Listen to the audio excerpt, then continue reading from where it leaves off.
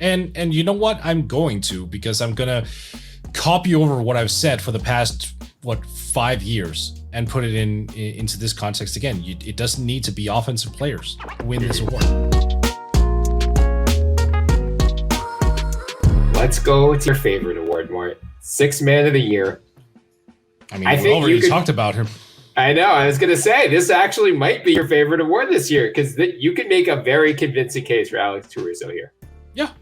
And you know what? I'm going to, because I'm going to copy over what I've said for the past, 5 years and put it into this context again. It doesn't need to be offensive players who win this award. I realize that Tyler Herro right now is averaging bonkers numbers. But I don't know. I think the setup in Miami is kind of different. Like, he's a starter who's coming off the bench in a weird way. I mean, I understand that technically he should win it because statistically he's the best bench player, but like, he's playing 33.5 minutes per game.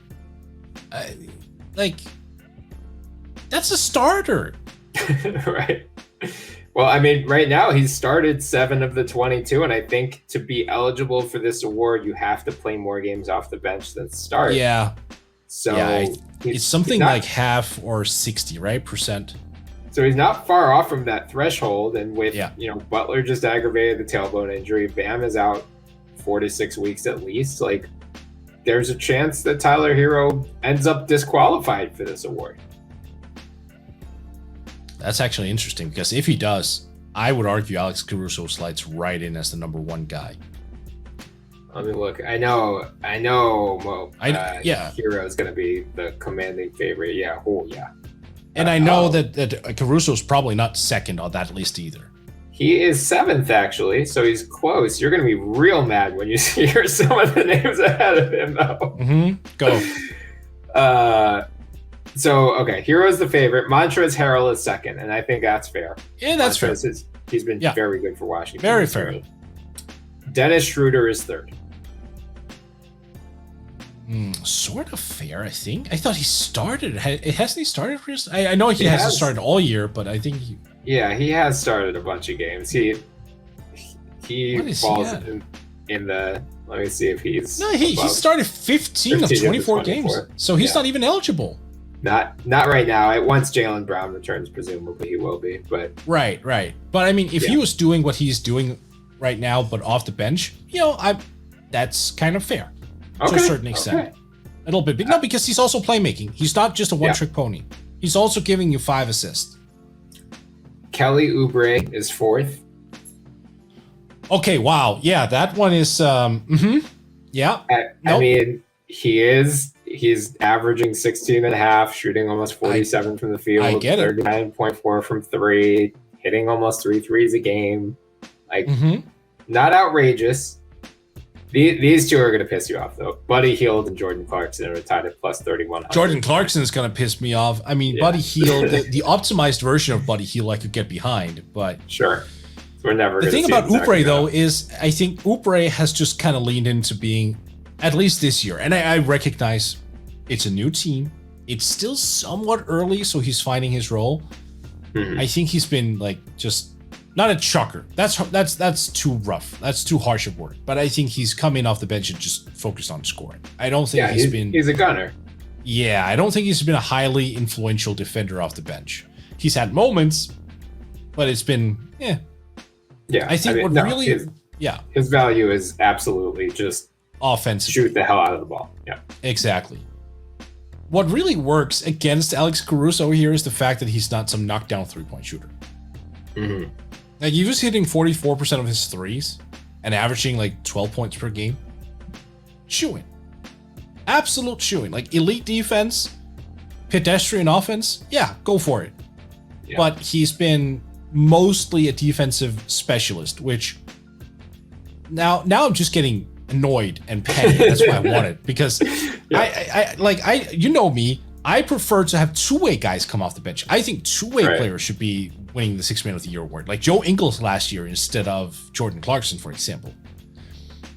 And Caruso is sort of a two-way player, but he's not he is definitely more defensive leaning than he is offensive leaning.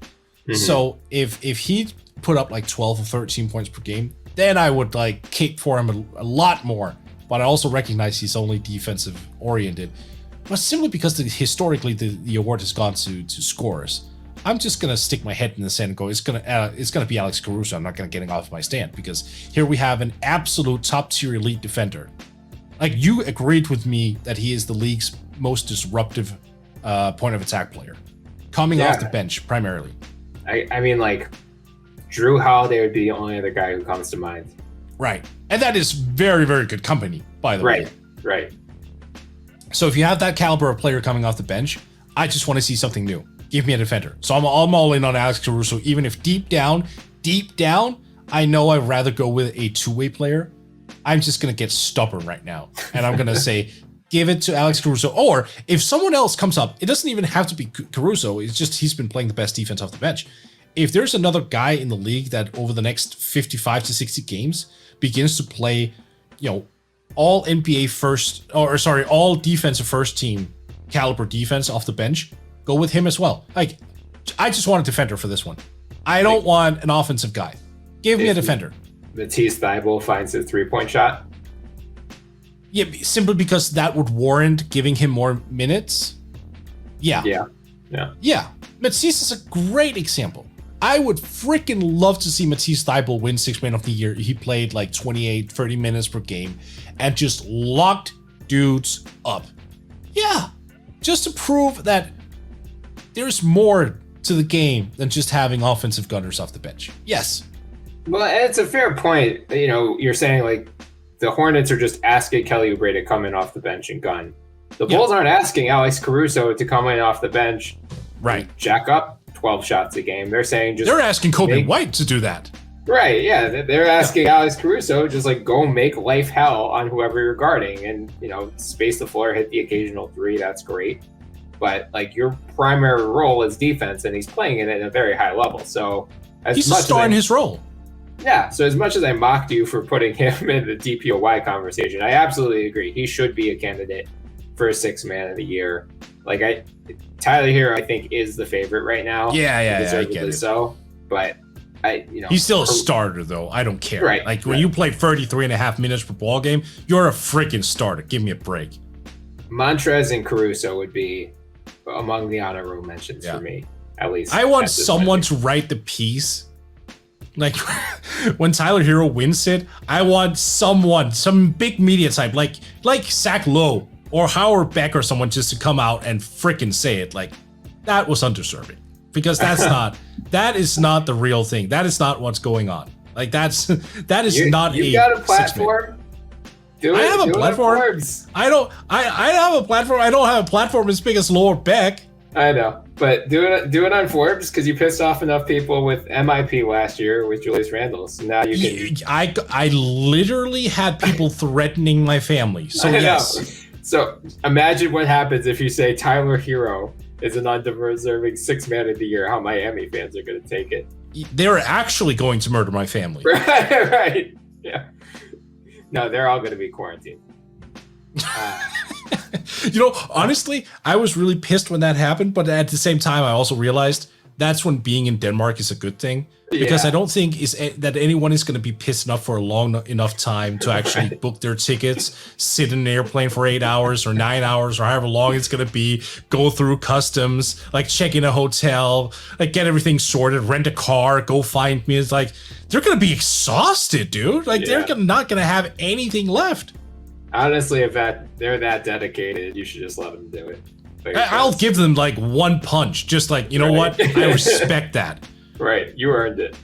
Exactly, but fortunately for me, like those were New York fans, so they don't know how to throw a punch either. So it's fine.